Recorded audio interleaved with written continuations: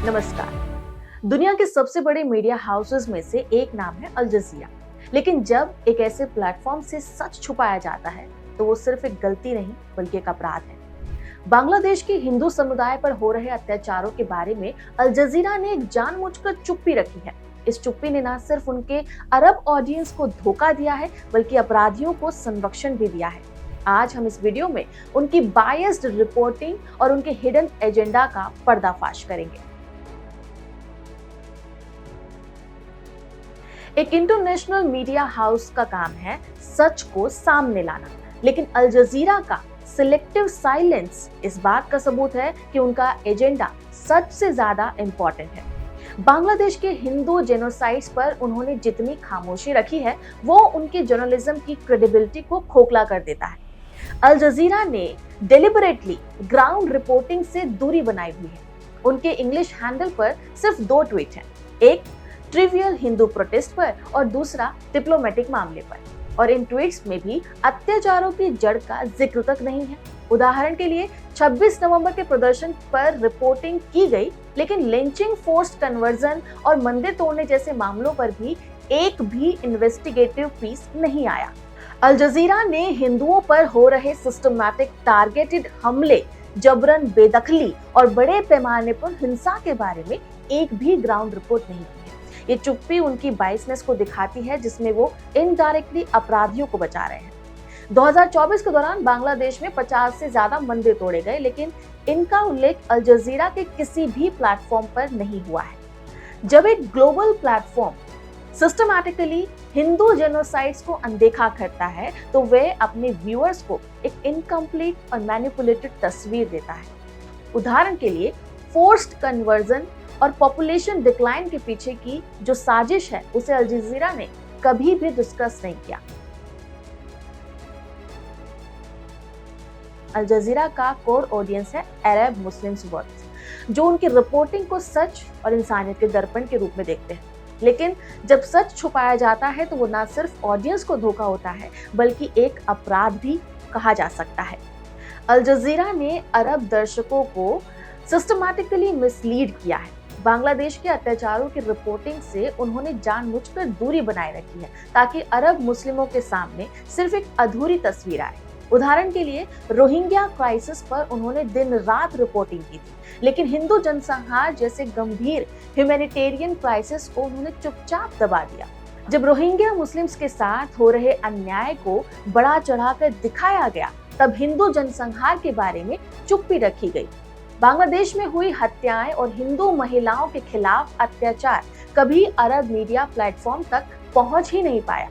Al Jazeera की चुप्पी ने अपराधियों को अरब दुनिया की नजरों से बचा लिया। अगर सच वहां पहुंचता तो अरब नेता और वहां के मंच इन अत्याचारों के खिलाफ आवाज उठाते। अरब नेताओं ने रोहिंग्या इश्यूज पर इंटरनेशनल प्रेशर बनाया था, लेकिन बांग्लादेश के हिंदू जनसंहार के बारे में उन्हें अभी तक कोई जानकारी ही नहीं मिली है। जब एक मीडिया हाउस जानबूझकर अत्याचारों को अनदेखा करता है तो वो सिर्फ न्यूट्रल ऑब्जर्वर ही नहीं रहता, वो सक्रिय रूप से अपराधियों का साथी बन जाता है।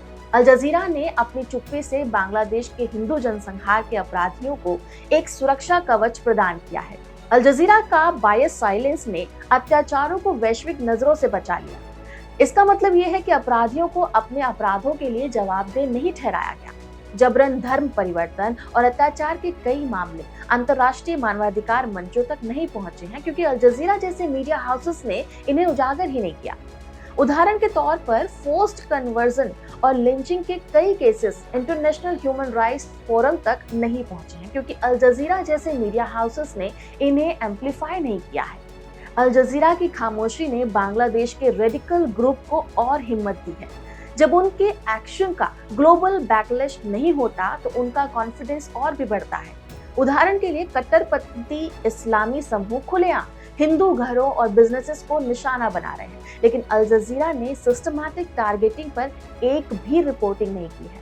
जब मीडिया चुप्पी साधता है तो पीड़ितों के लिए अन्याय की उम्मीद खत्म हो जाती है और क्रिमिनल्स को या वायलेंस करने की उनकी आदत को खुला लाइसेंस मिल जाता है। 2024 में हिंदू महिलाओं के खिलाफ सेक्सुअल वायलेंस के 20 से भी ज्यादा मामले दर्ज हुए, लेकिन अल जजीरा ने इन्हें हाईलाइट तक नहीं किया। यह साइलेंस इनडायरेक्टली अटैकर्स को बढ़ावा देता है। अल जजीरा की सिलेक्टिव साइलेंस सिर्फ बांग्लादेश तक सीमित नहीं है, ये एक ऐसे नैरेटिव को बिगाड़ रही है जो कि ग्लोबल लेवल पर इंसानियत और न्याय के खिलाफ है।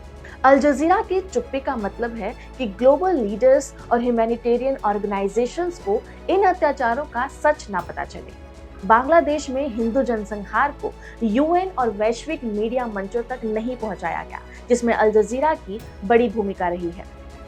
अगर अल जजीरा सच की रिपोर्टिंग करता तो अंतर्राष्ट्रीय हस्तक्षेप और प्रतिबंध का मौका बनता, लेकिन उन्होंने जानबूझकर यह मौका रोका।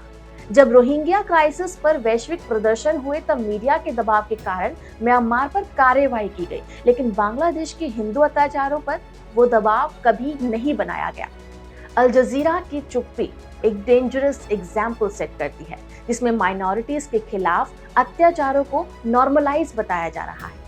बांग्लादेश के अत्याचारों पर चुप्पी का प्रभाव साउथ एशिया के बाकी रीजन्स में भी देखा जा सकता है, जहां माइनॉरिटीज को निशाना बनाया जाता है। जर्नलिज्म का मकसद होता है सच बोलना, इंसाफ की लड़ाई में लोगों का साथ देना, लेकिन अल जजीरा जब सच छुपाता है और क्रिमिनल्स को इनडायरेक्टली सशक्त करता है, तो ये न सिर्फ जर्नलिज्म को धोखा है, बल्कि इंसानियत को भी बहुत बड़ा धोखा है।